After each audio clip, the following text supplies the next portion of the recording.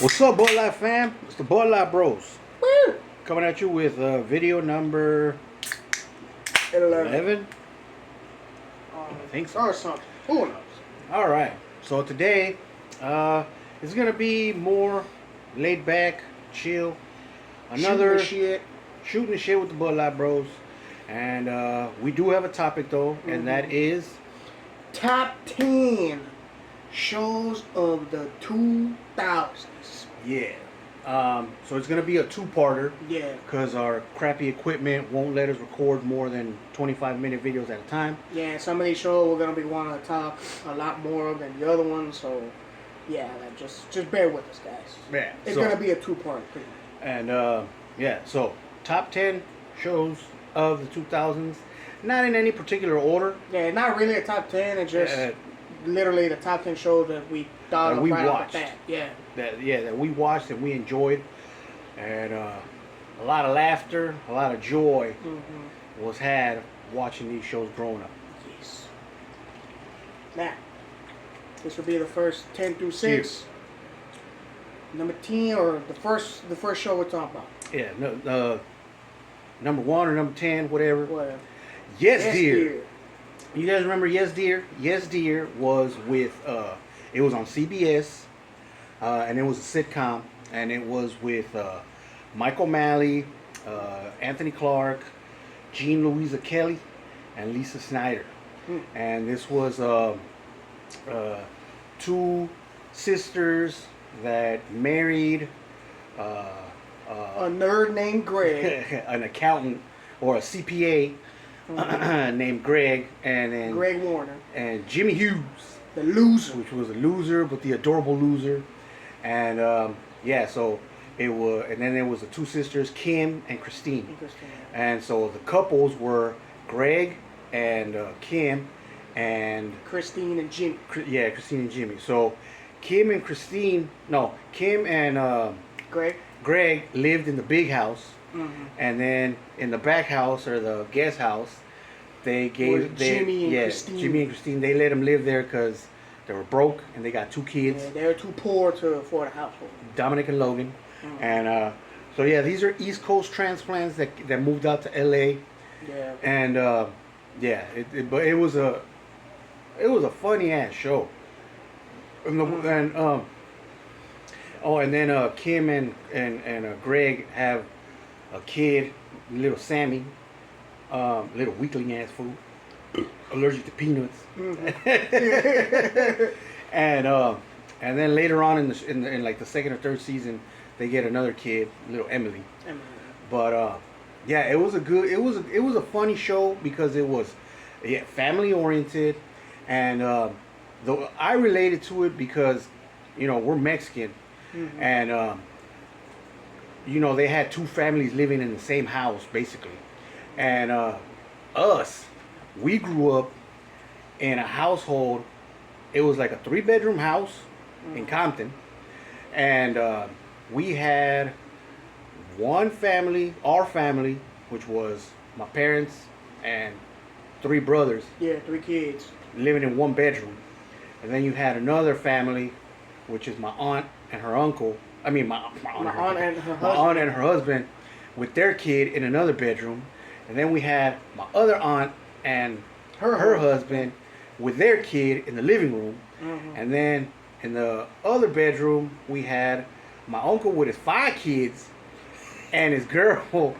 And yeah, but it was a fun ass household. We never, all our cousins running up and down and stuff. And, we never got bored. Mayhem over there. Yeah, so, but that's what we related to it. But yeah, every situation in that show was basically family oriented.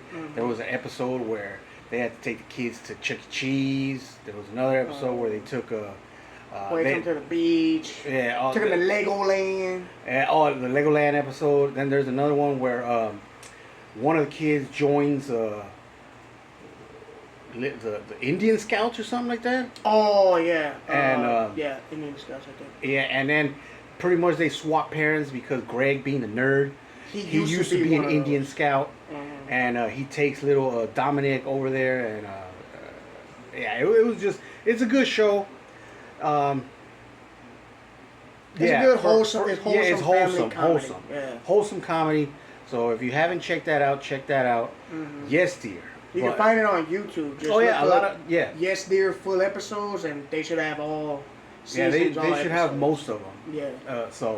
But yeah, that was a good show. Yeah, it's a good wholesome comedy show to watch. All right, up next. Next, we got King of the Hill. King of the Hill that was on Fox was based off of the Hill family with Hank Hill, Peggy Hill, and Bobby Hill. And his little fat son right there.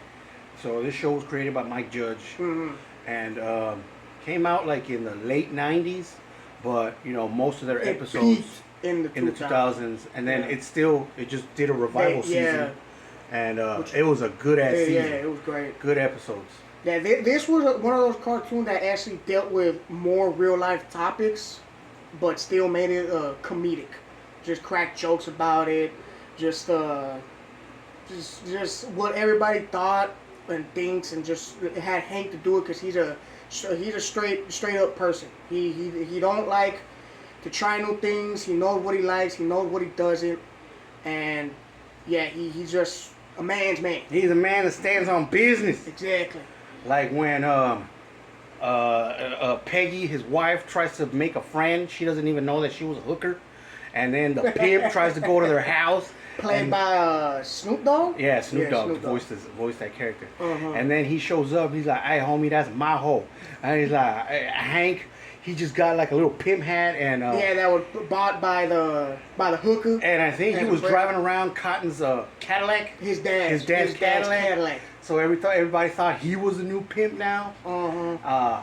But yeah, man, there's a lot of good episodes. And then the supporting cast. You had Boomhauer, you had Dale, you had Bill Dauterive. And then you had Cons. The Cons. Oh, the Cons. Next door, Con Jr., which was a girl. And the wife Min. Con Jr. Yeah. Go play a violin. Yeah, and crazy as Lay Oceans. Oh, man. And then you had John Redcorn and messing with Dale's wife. Yeah, and then you had which was messed up because Dale's son Joseph is actually John Redcorn's son. But Dale still raises him like if he was his own. Yeah, that's the character that Dale is. He's so oblivious. Like he don't know what the hell's going on. Plus, he's one of those whack job theorists. He's an NRA member. Yeah. He's pest control. He's in pest control. Yeah. And then oh man, all the conspiracy theories that this fool has. And then Boomhauer, his little dialect, let me tell you something, man. You know, like back in the day, man, it was all like that, man. Yeah, man. New York boys, man. Man. Some out of pocket stuff. Anyway, yeah. But King of the Hill, that was a good ass show too. Yeah. And it's still good now. And if you watch them, because they're on Hulu now, if you watch the season all over, all the seasons all over again, they're more relatable now. Like when I was a kid, I would watch it, and kind of the storyline was more adult oriented. But now that I watched it over, it's man, this actually did have a lot of good writing. So yeah, King of the Hill, great comedy cartoon if you want to watch it. Yeah. All right, moving on. Next one, Drake and Josh. Yeah, coming from Nickelodeon. Who doesn't remember Drake and Josh? This was part of when Nickelodeon had the Amanda Show, Drake and Josh, Kenan and Kel, all that. All that, Zoe 101. Then you had your cartoons. You had Fairly Odd Parents, Jimmy Neutron. What else? They had a bunch of stuff, man. They pretty much 2000 Nickelodeon was a banger. Yeah. They put on real good shows. But yeah, this was with Josh Peck, Drake Bell, Miranda Cosgrove. It was the mom and dad. I don't know their names, but yeah, and then you had all the side characters. Crazy Steve. Crazy Steve. Helen, the movie manager. Mindy, Josh's girlfriend, and you had the two nerds. The one with the four-eyed fool with glasses, and then the other little ginger fool. His little buddy. Yeah, his little buddy Eric or something. That was kind of gay for him, I think. Yeah. That was a funny thing. But, yeah, that show was hilarious. Mm. It was two brothers, Drake and Josh, which, they're half-brothers, right? No, stepbrothers. Stepbrothers. They're stepbrothers. Drake's mom married Josh's dad. Yeah. So that's how they became. And then Miranda Cosgrove, Megan, is Drake's little actual blood sister. Yeah. And then Josh and him are siblings. They're step siblings now. Yeah. But then, man, Josh Peck made that show. Because let's be honest, Drake Bell, he was like, oh, I'm too cool. You know, I'm the cool he's supposed guy. to be the cool. I'm Mr. Suave and stuff. So, smooth criminal guy. And, you know, his lines were, he delivered them okay, but Josh, especially when he was fat in the beginning. and anytime you have a show with a fat guy and a skinny guy, the fat guy's going to be the funny guy. Because he has more to prove, man. And it's like, he don't give a F. You know, that fool knows that I'm here to do my job. I'm the comedy relief. Drake, the skinny guy, the little, you know, what's that called? The little stud or whatever. Yeah. That fool's stud. There for the looks. But man, that show had good writing. It showed that Josh Peck knew how to act, knew how to deliver his lines, and all that stuff, man. All the little like, make it. And you know, all the stupid stuff that he did. Oh, when he becomes he tries out for the football team and he can't make no position, so he comes back and he's like, tells Drake, I made the team. What are you? He showed his jersey. Equipment manager. And it's like, and then he said it again. Equipment manager. I was like, you can't help but be like, damn, my boy, like, that's not even a cool position. You lame for that. But like, it's funny, man. It's hilarious. That show was hilarious. You know, all the backstage stuff that was going on, apparently, with, you know, the documentary that came out with all the Nickelodeon shows, like, you know, like, it is what it is, but that's life, man. A lot of grab ass going on in the background. Yeah. A bunch of weirdos. There's some sick people out there. Yeah, but nonetheless, man, that show was hilarious. Yeah. So, yeah, moving on and staying kind of in the same realm, we switch over to Disney Channel, and we go to a little show called Even Stevens. Y'all remember Even Stevens? No, you got Shia LaBeouf. You got the sister, Christy Carlson Romano, and I think that's pretty much the only people I know. Yeah. But then you had the older brother, Donnie. You had the mom and dad. You had Beans. Oh yeah, Beans. Little doofus. Yeah, and then you had his little homies, Alan Tweedy, and Tawny. Yeah, Tawny, and but yeah, and man. And you had Ren's friend. She was all obsessed with BB Mac. Oh, she was that English girl. I forget her name. Yeah, I forget her name. And then there was a little black kid. That was a little nerd. A little nerdy fool. Oh, in love with her, no? Nah, they were just I guess they were neighbors or something like that. Or they got babysat together or something like that. But yeah, he wasn't that important. Yeah. But yeah, this show too, great writing, and this was when Disney Channel also had a bunch of bangers. Lizzie McGuire. That's So Raven. That's So Raven. Man, it seems like every network had like a good lockdown on good shows. I don't know what the hell happened. I guess because everything went to streaming. Yeah, everyone like, streaming. There's no more. Wanted YouTube Shorts, all this shorter like attention spans. Yeah, every show is like, or every network, they don't have like bangers anymore. Any good show now you find on Netflix or Hulu or whatever. Yeah, but everything has to have like thrilling suspense. And it's not the same. You know, back in the day, you had to wait for every Thursday or every Friday for your show to come on, and then you took a break for summer, or you took a break for fall, and like you only got like 24 episodes in the whole season. Exactly. So it's like, and you couldn't like binge watch them like you do now. But anyway, we're getting off track. Yeah. TV was just good in the 2000s. Yeah, and even Stevens, man, that show, Shia LaBeouf, a great actor. Not only a comedic actor, but a great actor.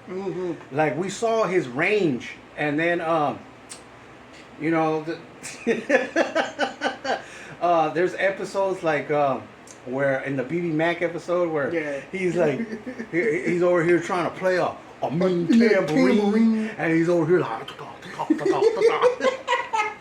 He like, they asked him like, "Hey, we've been looking for a sound." He like, "Really?" I think that's the Sacramento sound we're looking. He has no tambourine. He like. And then it's all because of a lucky penny that he has. That he found off the floor. And then he has it in his little shirt pocket. But sadly, the little shirt pocket had a hole in it. And that's when they started hating him. They're like, all right, fool, you're starting to get annoying. He like, wait a minute. Hey, who are you? And then like, he pulls it out. What is that? What is that? That's my finger. That's my finger. Oh, man. That show... Yeah, that was good. That was good writing. It was a show about nothing, but just had comedic geniuses, man. Like the acting was on point, the comedy was on point, and it was just a great fun show to watch, man. Damn it.